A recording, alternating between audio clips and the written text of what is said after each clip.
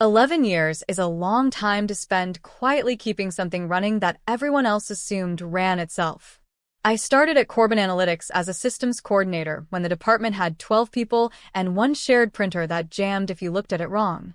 By the time this story happens, the department had 41 people, 3 offices, and a reporting pipeline that fed directly into board-level revenue forecasts every quarter, a pipeline I had built, piece by piece, over a decade, that nobody else fully understood because nobody else had ever needed to. I want to be precise about what that actually meant, because it matters for everything that comes after. I wasn't just running reports. I was the person who reconciled 3 incompatible legacy systems by hand every month because the company had never budgeted to properly merge them after an acquisition 7 years earlier. I was the one who knew which client accounts had special billing exceptions written into contracts nobody could find anymore.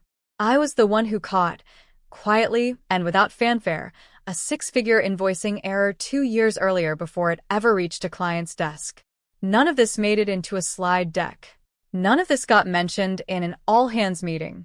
It just got done on time, every single month, by me, while my boss took the credit for a department that runs like a machine.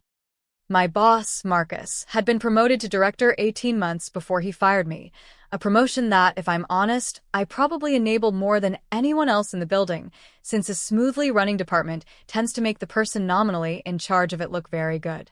Marcus liked being looked at. He liked the title, the leadership offsites, the phrase operational excellence in his email signature. What Marcus did not like, apparently, was my salary, which had grown over 11 years the way salaries are supposed to grow when someone becomes genuinely difficult to replace. So on a Wednesday afternoon in March, Marcus called me into his office, closed the door with the specific care of a man who'd rehearsed the gesture in a mirror, and told me the company was restructuring the department for efficiency and that he'd found someone who could do my role for more sustainable cost. Someone younger. He didn't quite say, but the phrase hung in the air anyway, along with the LinkedIn profile I'd later learn he'd already been browsing for weeks. The whole conversation took 4 minutes.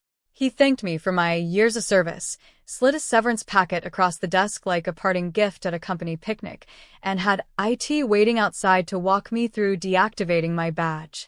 I didn't argue. I signed what needed signing, packed the one box of things that were actually mine, and left the building the same afternoon. 11 years compressed into a cardboard box and a 4-minute meeting. Here's what I did instead of arguing. I went home, made coffee, and spent the evening writing down from memory because none of it had ever technically belonged to a shared document. The full list of manual reconciliations I performed every month, the client billing exceptions only I knew about, and the specific dates each quarterly report was due to the board. Not to sabotage anything. Just to have it, the way you keep a copy of your own x-rays even after you've switched doctors. The new hire started the following Monday. 26 years old, impressive resume, absolutely no institutional knowledge of a system built out of 11 years of undocumented patches and workarounds, because how could she? Nobody had ever written any of it down on purpose or otherwise, and Marcus had never once asked me to. The first cracks showed up within a week. 2 of the legacy billing systems stopped reconciling correctly, and nobody noticed for several days because the report that would have flagged it, the one I used to generate manually every Friday, simply didn't exist anymore. By the second week, a mid-sized client noticed they'd been billed twice for the same service under one of those old contract exceptions nobody but me had ever fully understood. They were not amused, and their emails to Marcus grew progressively less polite with each unanswered follow-up.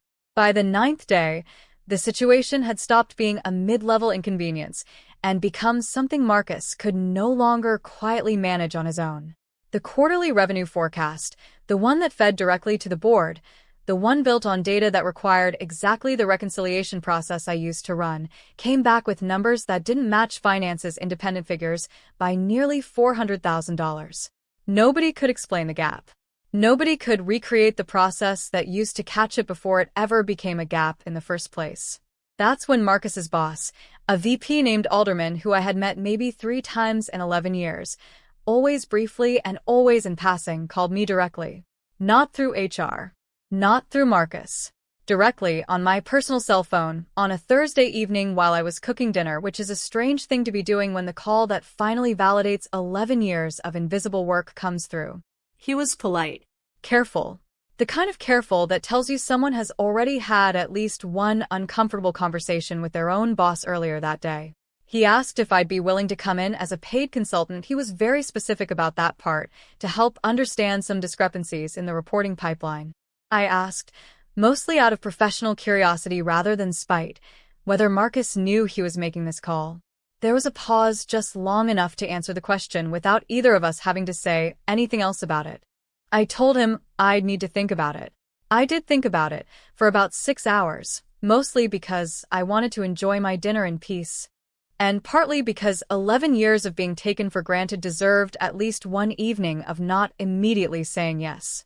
When I called back the next morning, I named a rate that was roughly double my old hourly salary equivalent, plus a requirement that I report directly to Alderman, not to Marcus, for the duration of the engagement. He agreed without negotiating, which told me everything about how bad that $400,000 gap had actually gotten. I walked back into that building 3 weeks after I'd walked out of it, badge reissued as a contractor, sat down at a temporary desk 2 rows from my old office, and spent the next month rebuilding, in writing this time, every process that used to live only in my head. Marcus, from what I understand, sat through 2 separate meetings where Alderman asked him, in front of other directors, why none of this had ever been documented under his leadership. I wasn't in either meeting. I didn't need to be. The org chart did the talking for me. The new hire, to her credit, was not the problem, and I made a point of saying so. She'd simply been handed a role nobody had properly built a foundation under, which is its own kind of quiet cruelty that had nothing to do with her. She stayed on, now working alongside documented processes, instead of guessing at 11 years of undocumented ones. Marcus stayed too, technically, though I heard through people who still worked there that his next review cycle included several pointed questions about operational risk under his direction that he did not have particularly good answers for. I finished the consulting engagement, collected a rate that made the severance package look almost embarrassing in comparison, and left again, this time entirely on my own terms, with a signed reference from Alderman himself and no box to carry out, because I'd learned, the second time around, not to leave anything behind that mattered. 11 years taught me how to keep a department running without ever being thanked for it. 9 days without me taught everyone else exactly what that invisible work had actually been worth. Marcus thought he was cutting a cost. What he actually did was find out in front of his own boss that some costs are only invisible until the day you decide to stop paying them. If this one felt familiar, hit subscribe to Hidden Truth Chronicles. We've got plenty more stories about quiet work finally getting the recognition it deserved, the hard way. Drop a comment below. Have you ever been the person holding everything together without anyone realizing it? See you in the next one.